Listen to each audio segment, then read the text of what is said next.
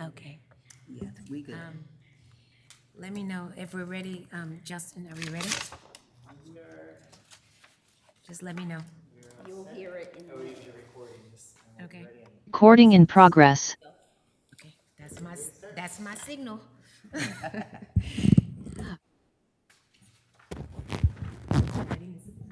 Yes, I am. Yes. Hola, hola, hola. Buenos días. Calling to order this special meeting of the Finance and Administration Committee of the West County Board of Directors on Wednesday, September 4th at 9:03 a.m. Madam Clerk, will you please call the roll? Director King Meredith, Present. Chair Suddeth, Ma'am, we have a quorum. so much.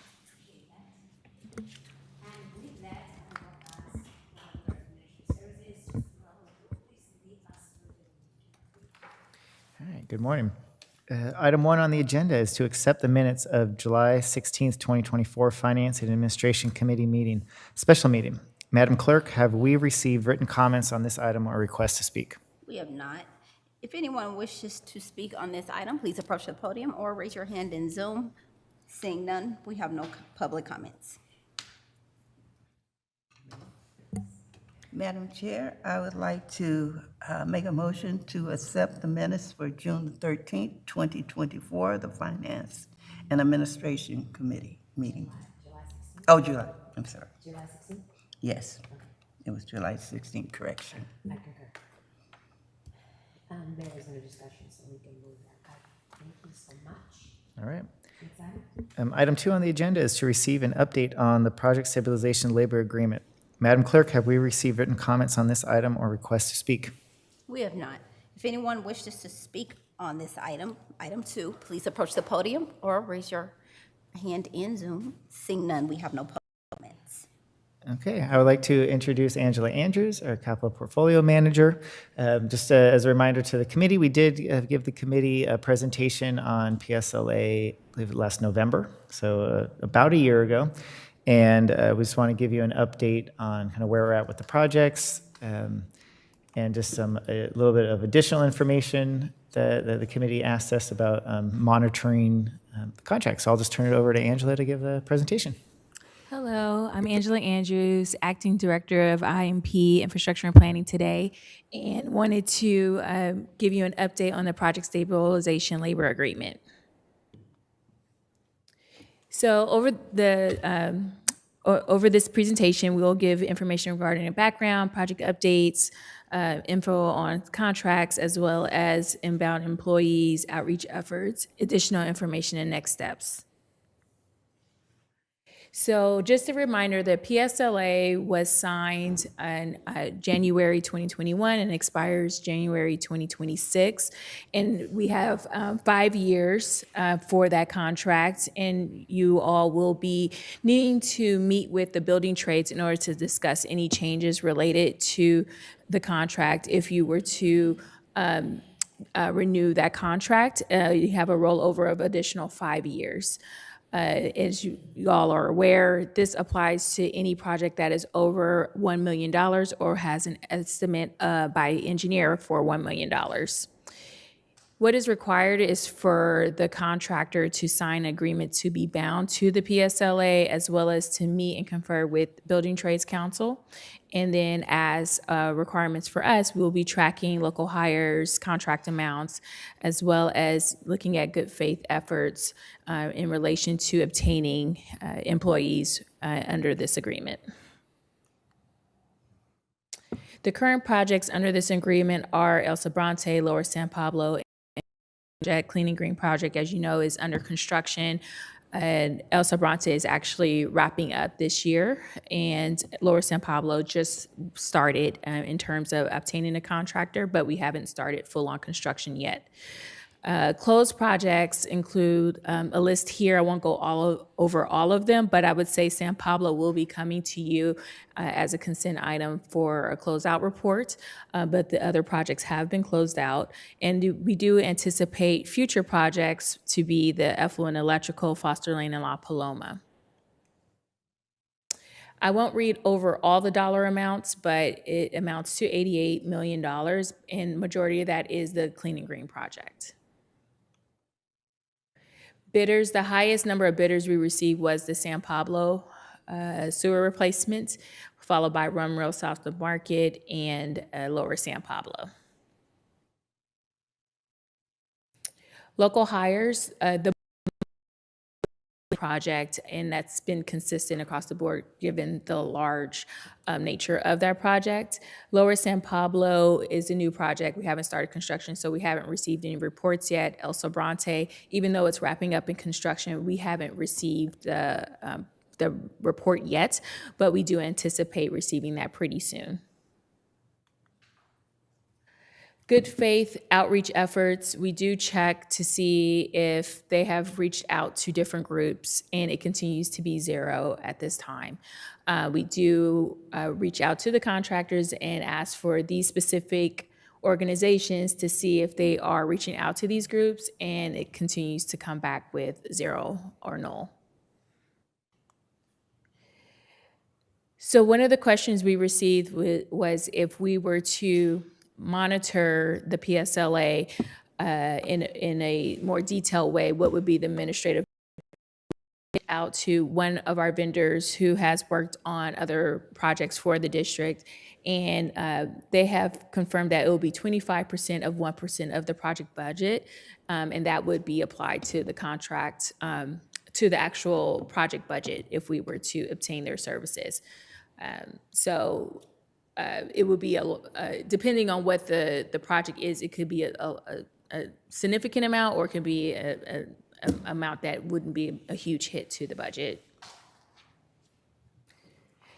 And just some additional information for reference. Again, the projects we need to confirm if projects over $1 million are subject to PSLA, engineer's estimate, or a bid. We do have the right to select the lowest bidder and the best value for a design build project. We do provide copies of the invitations to the council, and we require the contractors to sign the agreement to be bound. And then we do make sure that the contractors meet with the Building Trades Council prior to projects. And we track the employee status. So that is our obligations to this agreement. We also report to the board, which we're doing in committee today, and we have to meet with the building trades before the 5th anniversary. So we do have a little bit of time, but it would be good to discuss what the needs are for this contract before that meeting.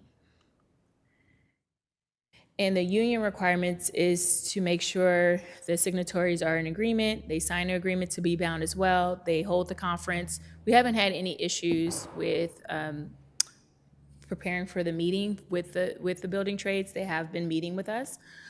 We have to do it 14 days before the work. There have been no work stoppages, no strikes.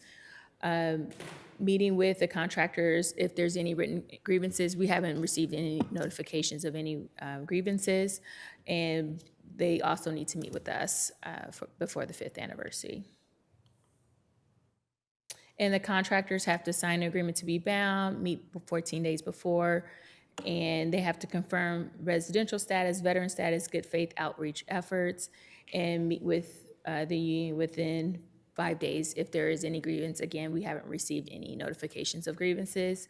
And then they're supposed to provide us information every January. And we've been getting reports quarterly, but it's been very sporadic of when we receive, even when requested.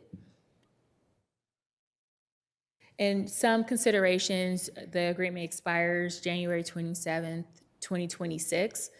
And right now, the team is at capacity with projects, but the PSLA agreement, we have been monitoring what the contractors have been forwarding to us through our project managers via request. We do have prevailing wage on our projects, but if we were to have a prevailing wage monitor, we would recommend a consultant to do that if it was required for the job.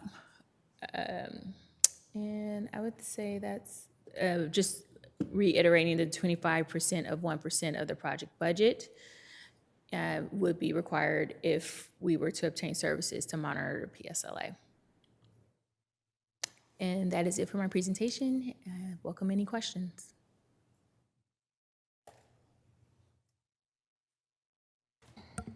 Thank you, Ms. Andrews.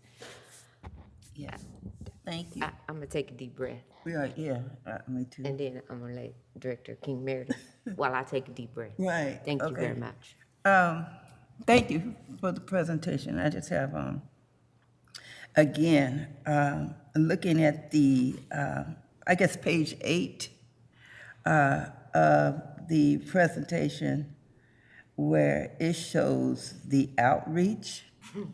And every individual that was staged to outreach came back with a 0. Again, Yeah.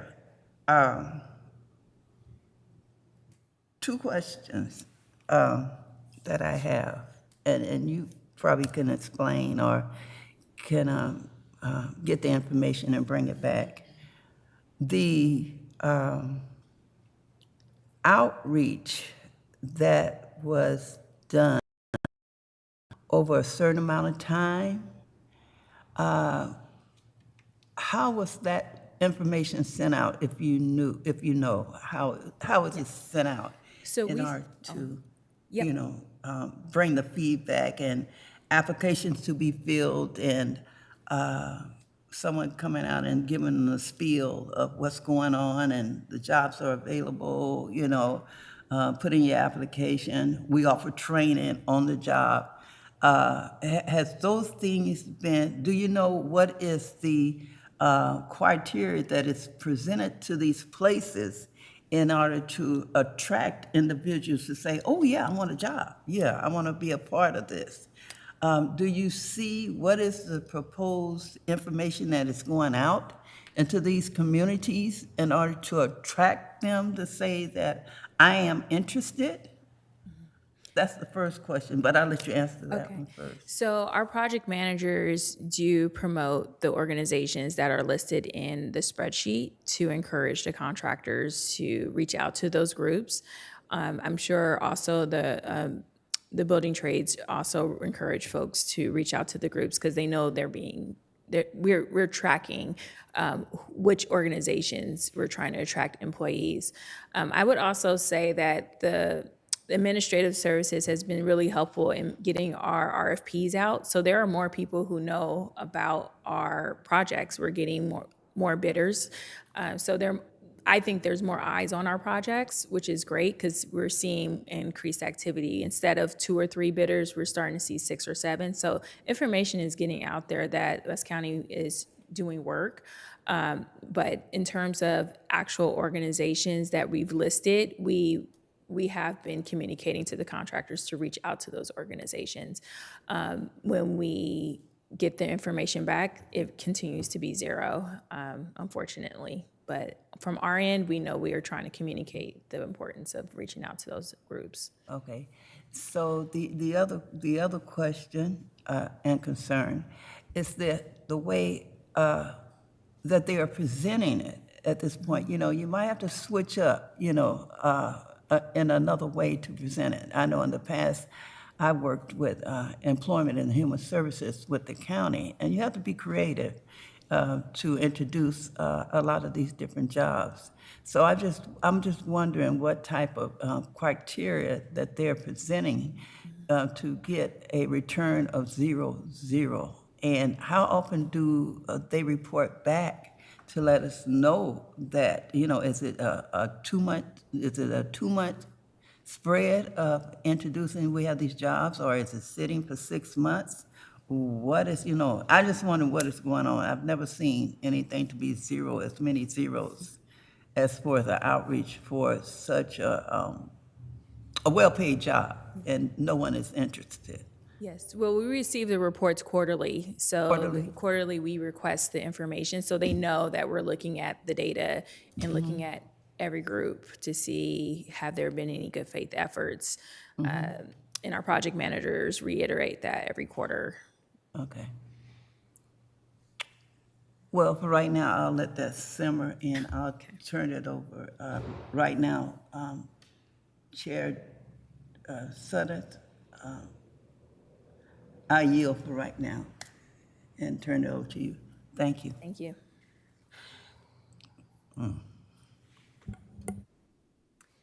Thank you, Angela. I continue to be frustrated. I was frustrated when we put this in the contract. I'm frustrated now, and this is not at you. So I want to let me just make sure I say that, because I know you guys are doing what you're supposed to be doing, and maybe this is a question that we have to delve into further with general manager and general counsel, because this is just unacceptable. It's unacceptable to continue to have no outreach. This is what my fear was when we did not have this in the contract.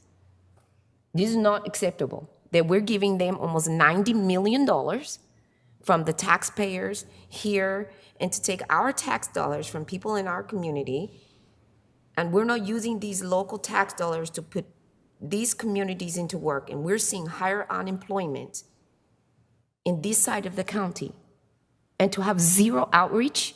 We're not saying that you have to hire somebody who's unqualified or hire anybody, period. We didn't put a quota. We said just do some reach out. And you have zero? Zero.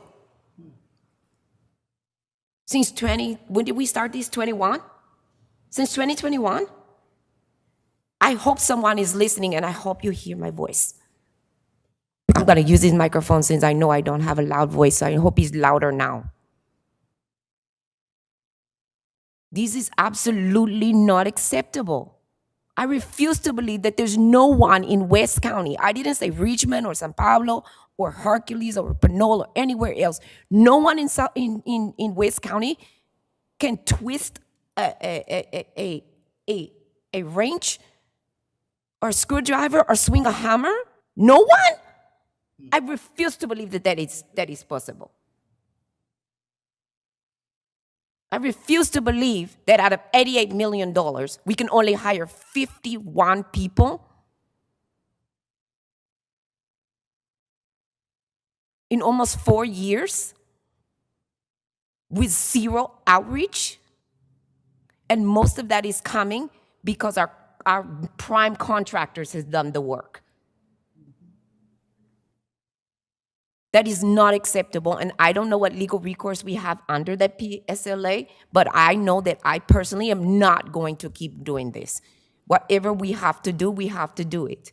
Part of this agreement, if we go back to the document, is that we are supposed to be tracking this. Good faith effort, correct me if I'm wrong, General Counsel, is supposed to be the mutual responsibility of the parties to deal with each other openly and fairly.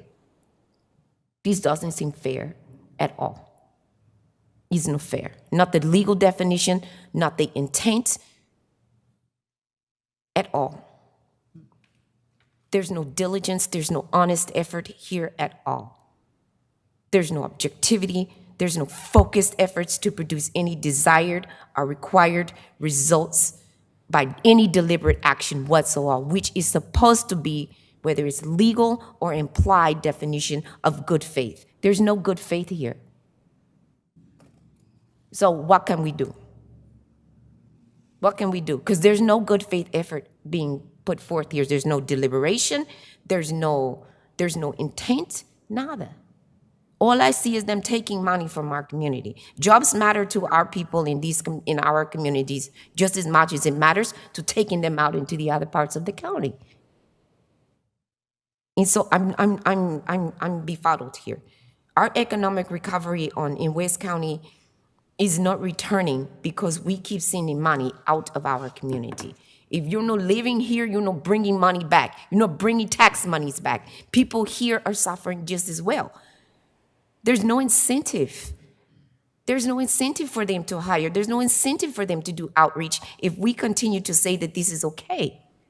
It is not okay. You're not doing anything. How do you have not one of these? Let's go back to, can you go back to that screen, please? Outreach efforts.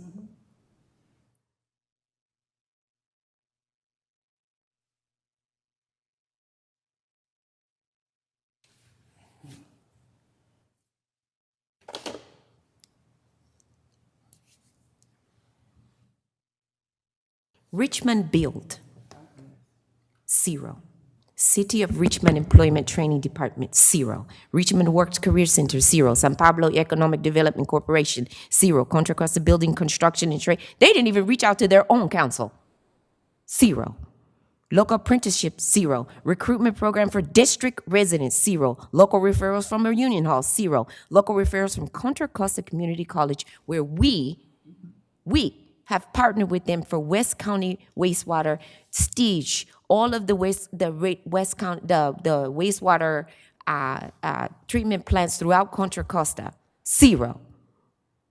Local referrals from the educational institutions, 0. Local referrals from all the trades, 0. Any other ones, the veteran organizations, 0. You didn't even reach out to your own people, 0. How is that? We do all of this talking about students who might not want to go to a 2-year or 4-year university. So Richmond Build is that program that says high schooler, freshman, sophomore, junior, you want to go directly into the trades. It's supposed to be their avenue. You didn't even talk to them? 0. How is this okay? It's not okay. If we go back 2 pages, 3 pages, I think it's the background of the PSLA. It says that the requirement for us, we signed the agreement, requirement to meet with the building trades, and we are tracking local hires, contract amounts, and good faith efforts to obtain the sub-bids. Veterans, helmets to hard hats, no. Minority business enterprises, no. Women business enterprise, no. Other business, no. Small business, no. Local business, no. Disabled veterans, no. So where's the money going? Where is our accountability? Where is their accountability to us and to the people that we represent here in West County? Is all going out somewhere else? This cannot be acceptable. I know I keep saying that because I'm not understanding. San Pablo, Hilltop, Lakeside, Bush Avenue, California Avenue, Ramriel, Sutter Avenue, El Sobrante, Lower San Pablo, and I'm not even talking about our Clean and Green program, but the residents of this area, the people who live and pay taxes in this area, have to have somebody who's saying they deserve jobs and they deserve to know that somebody, my neighbor, somebody is also benefiting from this other than paying taxes on this. In a few months, we're going to be saying, hey, we need you to pay us a little bit more money. Yeah. We need you to pay a little bit more money. And they're going to say, okay, great, no problem. I want clean water. I want clean waste systems. I want my sewer to work. At the same time, we're saying, yes, but you know what? You can't have these jobs. Your neighbor can't have these jobs. Your son or daughter can't have these jobs. Your nephew can't have these jobs. We're going to send them somewhere else. That doesn't jive with me. That just doesn't sit right in my gut. You can't have the jobs, but we're going to send them out somewhere else because we signed this agreement that they're not held accountable, but we want to charge you more money. I'm just not settled in this. Again, and this has been for years. This is not the beginning of the project where that was maybe they're getting their footing. So what is our recourse here? We've got another year, and we've asked them time and time again to try and right this ship. We've got, what, 15 months maybe? So I need somebody, I don't know, general manager, general counsel, Justin, Aaron, somebody tell me something that we can say, do, whatever. Because you're not looking good from my standpoint. I don't know. Director King Meredith, you say something, because my voice is...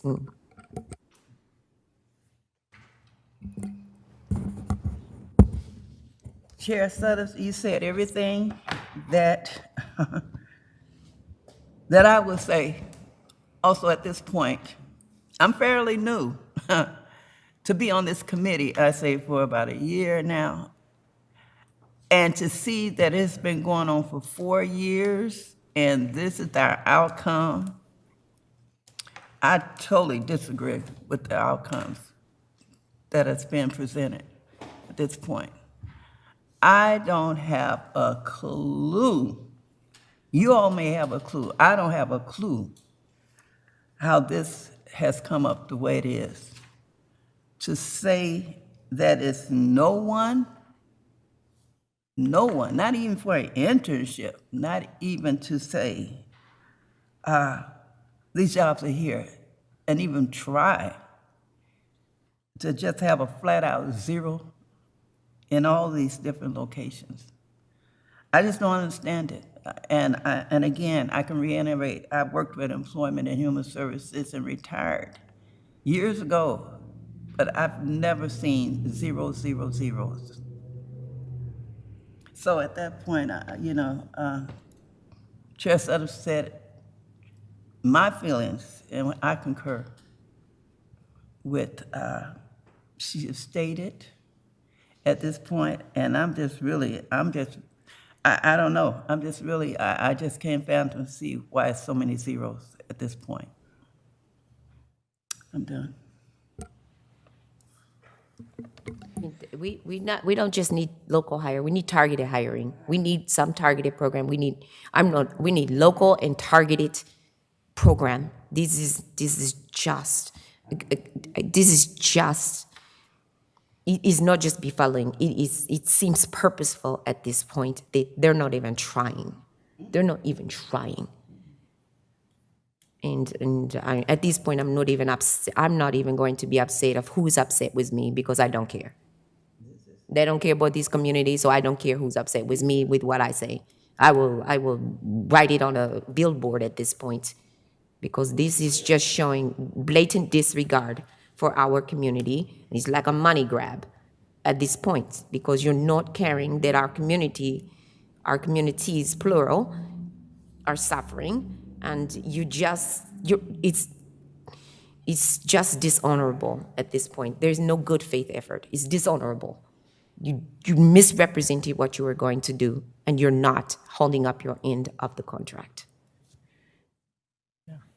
Did you have I something, Sandra? just wanted to say that there was an internship program for the Clean and Green Project. It just didn't reflect on this report. Yes. So just want to say that did happen in the past, but currently the zero efforts. So But that Clean and Green right. internship was not done by the trades. It was done by, NG was part of it. It was a West County wastewater internship, which is different than Yeah. what the PSLA is the intention.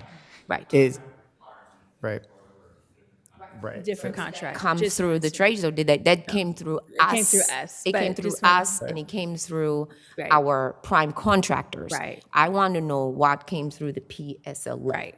Right? And the PSLA still didn't do what they told us they were going to do, which is what I want to know.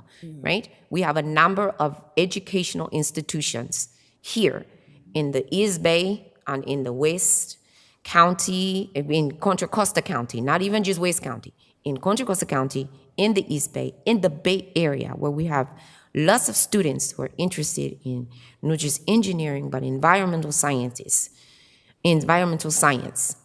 who we can pull from, right? Where they can have these intern programs and still have zero outreach, right? Under the PSLA. I know we have under West County, we have done multiple intern programs. I know NG has done multiple programs in intern. But what have we done under the PSLA for this amount of money that we have? Almost $90 million. There's not a shabby amount of money, right? And we haven't even put, let's say 5%, 10%. We haven't even given them an amount that we want. We haven't said you must have X amount of dollars coming out of West County. There was no minimum. All we said was do outreach, reach out to the community so that they know about these jobs. We do some targeted, some local targeted reach out. There was nothing done. To have 0, 0, 0 year after year, quarter after quarter is just not acceptable. You didn't even try. We have a veterans organization that has received national attention coming right out of Richmond. National. not just local or regional, national attention for what Miss Rhonda has done. Right here in Richmond. We have the National Veteran Stand Down right here in Richmond. The veterans, what does she call it? The veterans job fair happens right here in Richmond. Every year, twice a year. You mean to tell me nobody can go over there and talk to them? Boots to hard hats happens. I know I spent 14 years helping coordinate that as a volunteer. All of these other organizations have quarterly tabling, sometimes monthly tabling, especially Contra Costa College just had one when they had back to school. I refuse to believe that no one is capable in West County of swinging a hammer, turning a screwdriver. What was not the flathead screwdriver, what's the other one? The one, the four, Phillips. I might not be able to do it, but somebody else can do it. I mean, I know how to call somebody to do it, but Justin, go ahead. I apologize. I didn't mean to do you. But as you can see, I feel really strongly about this one. Yeah, we definitely hear the concern as we are, as the way the contract is written. There's not a lot to do that we can do as an agency other than ask, because it would cost more resources for us, which defeats the purpose of the PSLA if we're having to do the outreach on behalf of contractors. Sure. So I just want to just state that out there is in the current contract, and it's in the form, we can hear the frustration is not getting the results that you were hoping for, but we don't have, I would say on the legal side, much we can do other than ask, and that they agree to be bound to the terms. And so it's there. I don't think sounds like, just so I can, there's not enough teeth in this current form of the agreement that you would prefer to have. And so that, I think those are discussions that we can take back when it is time to start meeting with the buildings trade, if that is the desire of the board, to go and extend the PSLA agreement or modify the terms before it expires. These are some of the items that we were well aware as a board that this is what you would be looking for in a future agreement. I don't know if, I saw Andrew, you had a question. If you wanted to, if you had a. Ask you a few questions, Angela, because we were talking about local hires, but you mentioned that there were 51 local hires. What is a local hire? How is that defined? We define it as local hire within West County and the radius. So I can pull the presentation back up so you can see. And the other hires, is it only hires that were made specifically for the project? What if they had a local resident already in their firm as part of the project team? Do they count it as a local hire? So when we pull the data, they simply put the employee's name, residence, contact information. We don't know if they were previously hired. They're just listed as that project hire, specific project hire. And one of the concerns was at $1 million, we weren't getting enough bidders. Looks like we are getting actually quite a few bidders on the PSLA bound contracts. Yes. But what about our smaller contracts? Are you seeing a different set of bidders for our smaller contracts versus these $1 million contracts? So for the smaller contracts, I would say if they're borderline $1 million, we are seeing less in terms of bidders because of the burden of having a PSLA. But that's been anecdotal, but we have heard that from our contractors that they prefer not to bid on jobs that are going to be PSLA. So the actual contractors that are bidding and we're negotiating with for these smaller $200,000 or $300,000 contracts, are they the same ones that are bidding on $1 million, or are they different local contractors? We've been seeing a variety of contractors, but we've seen, I would say, the same few that constantly bid on projects. And where are they located? They are local.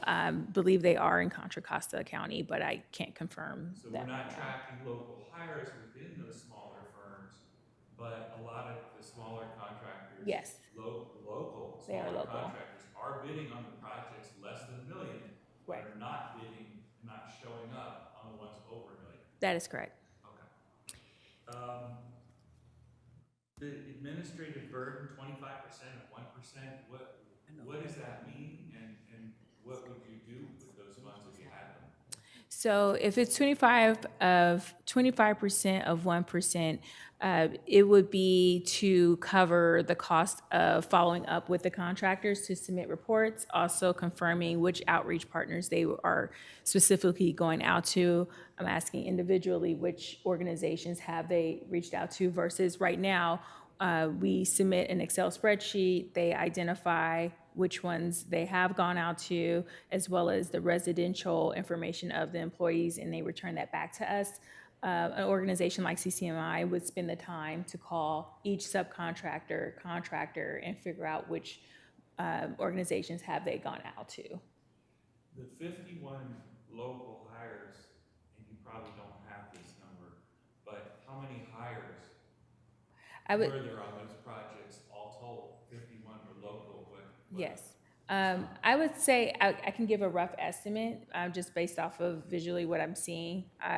But obviously, Clean and Green project, there's, I would say, dozens, at least, if not more than 100 vendors, employees that are on that particular project. But as far as, it depends on what size of the project it is. It can be anywhere from 15 to 30 employees.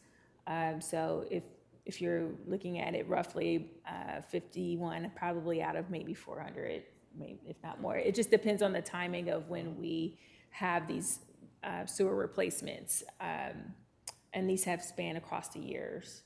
But Clean and Green is our biggest project with the most employees, and we've seen 15 out of probably maybe 70 to 100. It depends on what phase of the project that we're in and what they're doing. And Justice, maybe you just want to do a quick summary on the Clean and Green project. Large, the PSLA applied, but it's a very different contracting process. It did allow us to have the interns and other things because we were able to negotiate that into the contract as opposed to a straight bid, take the low bidder contract. Yeah, so I mean, as the Clean and Green project is a design build project, which means when the board approved the contract, there were not all of the contractors and subcontractors were identified. So it also, like, as the project is progressing, there are ENGIE, which is the prime contractor, are bringing on additional subs for specific work and different phases of the project. So there are multiple opportunities during these last 3 years of the project going where they're bringing on new subcontractors and those subcontractors are also having to comply with the PSLA requirements, because that was the agreement with ENGIE, because it's such a large project, that they and their subcontractors would comply with the PSLA requirements. And so, and ENGIE by themselves has also been doing, helping with internships for for West County Wastewater, and they kind of, as a company, they do that, try to get more interns kind of in the construction management and engineering services over and those kind of fields. So it is, as the largest project that West County Wastewater is undertaking, they are doing efforts, and there's a continuing new and smaller subcontractors that are coming on as different components of the project as they're moving forward. So but we're still not getting kind of the information that you're looking for, because we just can't only speculate what the contractors are doing on how they're hiring and how are they finding the candidates that they need for their jobs.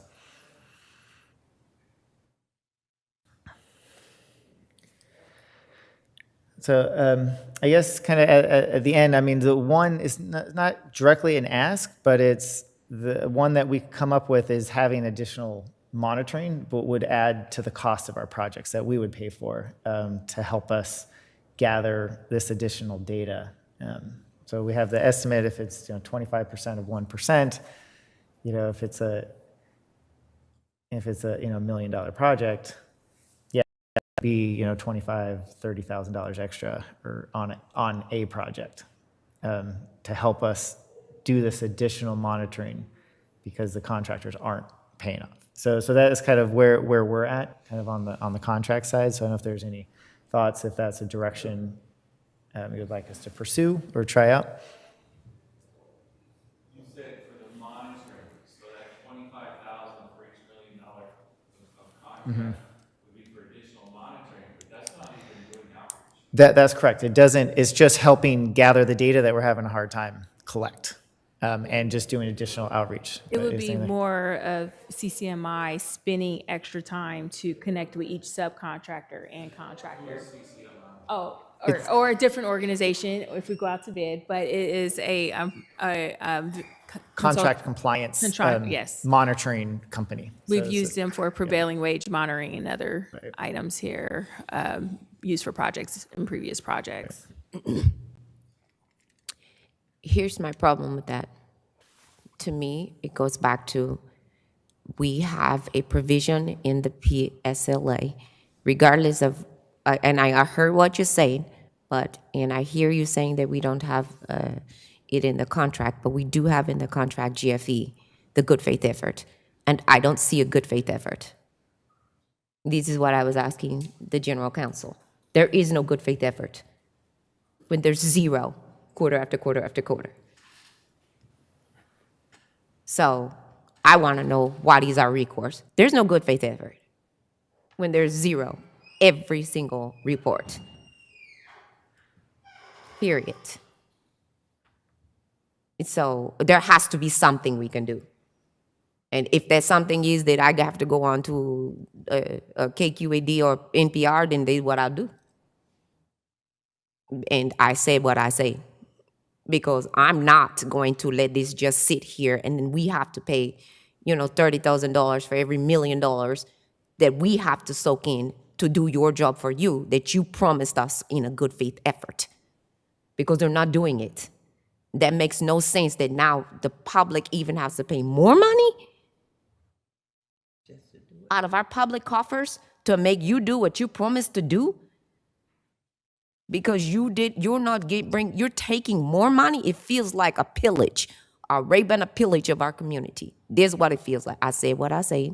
So whoever's listening, I say what I say. It feels like you're raping and pillaging our community even more now. You're taking this money out of this community and you're giving nothing back. There's no good faith here. There's no good faith here. And I, for one, I'm not going to sit around for another 15 months and say nothing. I'm not going to. Other people might, but I'm not going to. So, is there any recourse, General Counsel, other than? I think it's really what staff has identified there, to potentially go and do additional monitoring to try and learn more about what organizations or other entities are being reached out to. But again, as we sort of started this discussion, the term of the agreement is upcoming and the board has the ability to raise this as a change or as a point of discussion in those negotiations, and that's potentially another avenue as well. Thank you. Dr. King Meredith.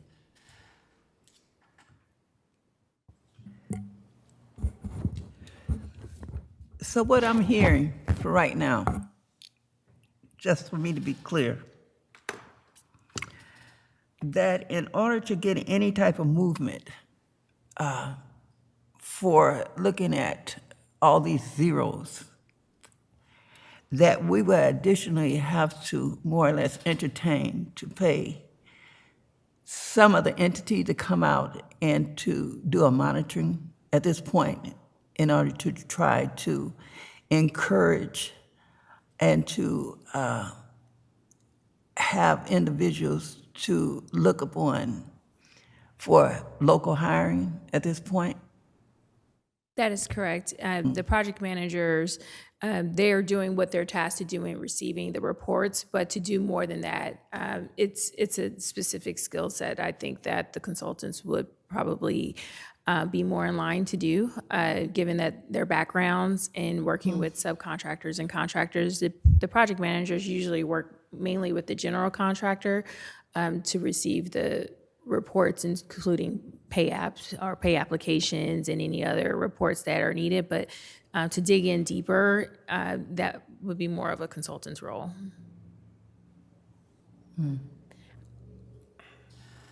Okay. See that General Counsel, you have a, I, a comment on there? A reminder. Here, General Manager. She's talking about is consulting, the contract compliance consultant is just doing monitoring. We already have monitored and know that there's 51 hires and there are more than that, and there's 0 outreach.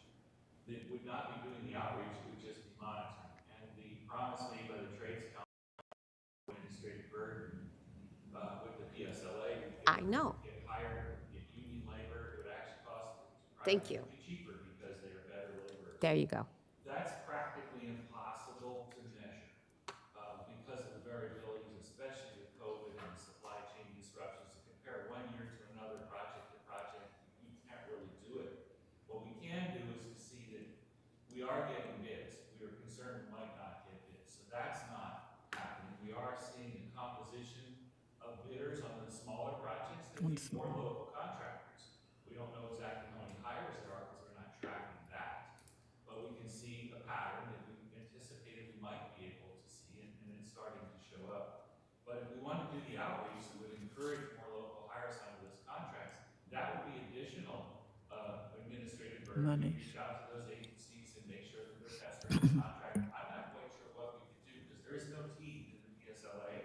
It was something that Director Sutton tried to have put in there and was not something that the Trades Council came to our meeting specifically talking about that and how they were not going to do that, but that they would be working with the contractors and encouraging this good faith effort, and there would be no additional cost to the agency. Those were very clear statements made at the time, and it appears that Director Sutton, you're pointing out that those aren't really playing out. Yes, and as you guys know, I work in this every day, and so I'm not willing to even recommend that we spend extra money for somebody to do what they said they were going to do, because the contracts and compliance organization that you're talking about and the ones similar, they're not going to do what we're asking to do. All they're doing is they're going to be looking at the same thing that's being reported. So we're paying an extra $25,000 or $30,000 per million for them to do exactly what you're getting reported. What you already know is being reported. They're not doing anything extra, right? And I'm not saying we take on the outreach because that is what they told us they would do in the PSLA. So we're going to be paying, right, what we're already paying in the $88 million for that good faith effort. And I personally think the public needs to know. I think the public needs to know. This what I say. I think the public needs to know where the money's going.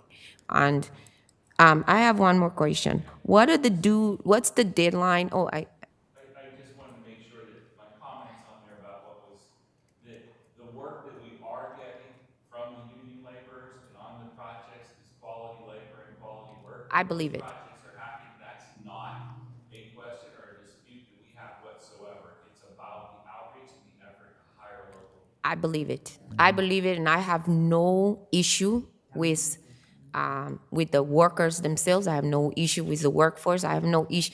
I actually have no issue with the trade union. I have an issue with the fact that there's no outreach. I have an issue with the fact that there's no local or targeted outreach to the people in West County. I have an issue with seeing 000 on that slide repeatedly for 4 years, almost 4 years. I have an issue with that. I have an issue with giving the impression that no one in West County can have any of these jobs with an $88.5 million price tag. We caught flack.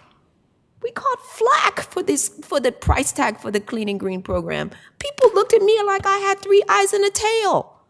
when I said when I was pushing this clean and green. Now everybody's all proud of it, right? The chest is out, the back is straight. But I was called all kind of names when I was running for office and I was talking about this price tag, right? So to go back and tell them that not only do we have this high price tag, but guess what? You can't have any of these jobs. These jobs are going outside of your community. No, no, no, no, no, no, no. I'm going to have to be Layla Ali on this one. We're going to have to fight this one. My other question is, yeah, you be in my corner. The other question is, what are the due dates? You say that, I'm looking at the list and it says that some of the data has not been reported. And even though I know there's some new projects, and it also says that some of one of the issues that you're having is that they're late in reporting, right? Yes. So what are their due dates to submit the numbers for projects? And then, yeah, let's start there. Sure. We requested quarterly, so January, March, July. And Clean and Green has been consistent in submitting their reports. It's been the smaller projects that it's been difficult to obtain reports on a timely manner. So for example, the San Pablo project, we request them and then they just don't submit. Towards the end of the project, they ended up submitting, but it took probably about a year to get a report out of them. So what deadline do we give them? Do we say within 15 days, within 30 days, within 45 days? We give them when we alert them, we give them to, it depends on when the project manager requests it, but we don't have a specific deadline in terms of, we just say we need these reports quarterly, and then we give them a reminder we need the report by the end of the week or 2 weeks or whatever the PM is requesting it, but we can do a more consistent job of I requesting think the we need report. to say that the reports are due within 15 days of the close of the quarter, something like that. Give them an actual date. So when it is not turned in, then we can tell them that they're in default or they're in, that they have violated the terms, right? So that it's not left up to them, to their whimsy to turn it in. And then do we have recourse if they're not turning in the reports, General Counsel? Because that is part of the agreement, right? Well, under the PSLA, the requirement is an annual reporting.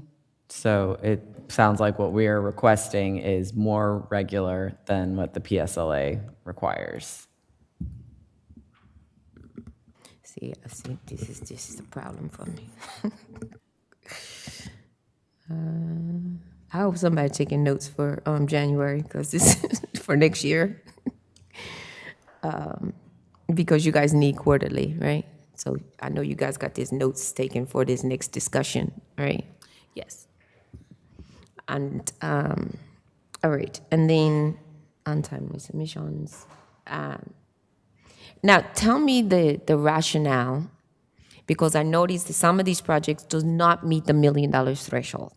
And I get it that sometimes it's close, but it doesn't meet the $1 million threshold. And I get it that sometimes there might be change orders and other things that might take it over the $1 million threshold. But it doesn't meet the $1 million threshold, so why are we turning it over under the PSLA? Because the engineer's estimate quoted to be $1 million, and sometimes there's a deductive change order, or there might be a change in scope. So it could be, the project could be less, or the bids come back less, even though the engineer's estimate's $1 million. But is the PSLA based on the engineer's estimate, or is the PSLA based on the bids? Both, either. So Both. if the engineer's estimate is over $1 million, then the PSLA will apply. If bids come in over $1 million, then the If the PSLA. bid comes in over $1 million? Okay. So if the engineer's estimate's over $1 million and the bid comes in less than $1 million, it still applies. They're still applied to PSLA. It's in one or the other. It's above $1 million. That's what I wanted to know. It's either. It's the higher of, Yes. right? The higher of.